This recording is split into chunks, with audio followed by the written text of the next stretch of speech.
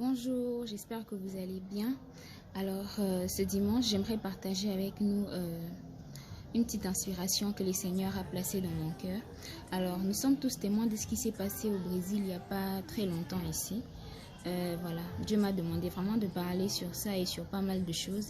Et nous savons très bien que le Seigneur revient bientôt. Et nous sommes déjà dans la fin des temps. Nous vivons déjà dans la fin des temps. C'est juste que le Seigneur use de patience envers nous de sorte à ce que personne ne périsse, mais que tous aient la vie éternelle.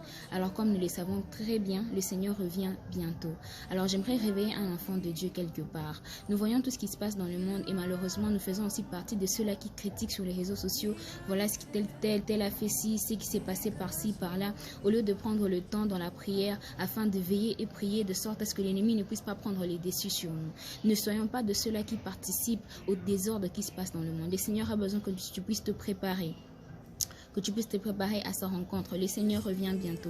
Il désire à ce que tous soyons sauvés, que personne ne puisse périr, mais que tous ayons la vie éternelle. Alors le Seigneur a besoin réellement que tu puisses te repentir, que tu cherches sa face, que tu sois sérieux dans ta marche avec le Seigneur, que tu arranges tes voix et que lorsque tu vas prêcher aux autres, que tu puisses t'assurer que toi-même tu ne sors pas dehors, que tu puisses t'assurer que toi-même que tu ne puisses pas perdre le salut. Alors le Seigneur a réellement besoin de chrétiens, des fils et des filles de Dieu, des épouses, des réelles épouses de l'Éternel qui prennent conscience de ce qui se passe dans le monde. Qu'importe ce qui s'est passé au Brésil, c'est juste, on voit juste clairement que l'Antéchrist commence déjà à vouloir se montrer sur son vrai visage.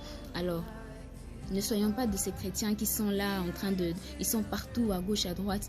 Restons sur place, soyons concentrés. L'ennemi travaille et il travaille durement. Alors que nous les chrétiens, nous sommes distraits. Quand nous voyons les autres dans les autres religions, ils travaillent, ils sont là à faire tout ce qu'il faut. Mais nous, ils travaillent, ils prient, ils prennent le temps sérieusement pour prier. Mais nous sommes là à être distraits alors que nous sommes ceux qui sont censés vraiment mettre les genoux à terre et chercher la face de Dieu sérieusement. D'abord, premièrement, pour nos âmes à nous-mêmes, parce que nous savons très bien que le Seigneur revient bientôt et nous-mêmes aussi nous sommes des âmes nous devons aussi chercher à ce que notre salut, que nous devons aussi travailler à notre salut avant d'aller chercher à ce que les autres soient sauvés. Mais après, à part cela, cherchons à ce que les mondes aussi connaissent le Seigneur par nous. Cherchons à ce que nous puissions annoncer la bonne nouvelle. Cherchons à ce que nous puissions prier. Mettons nos genoux à terre. Arrêtons de parler à gauche à droite et d'amener des ragots à gauche à droite. Lorsque nous voyons quelque chose, ça ne va pas, prions. Demandons la puissance du Saint-Esprit qui puisse agir aussi en ce temps de la fin.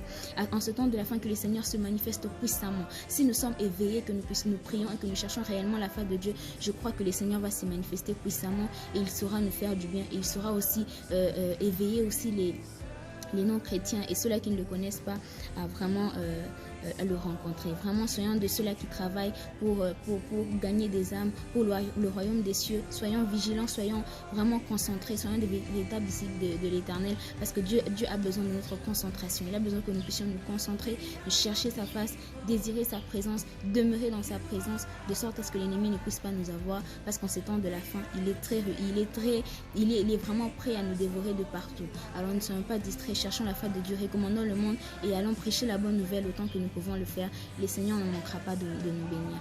Que Dieu vous bénisse.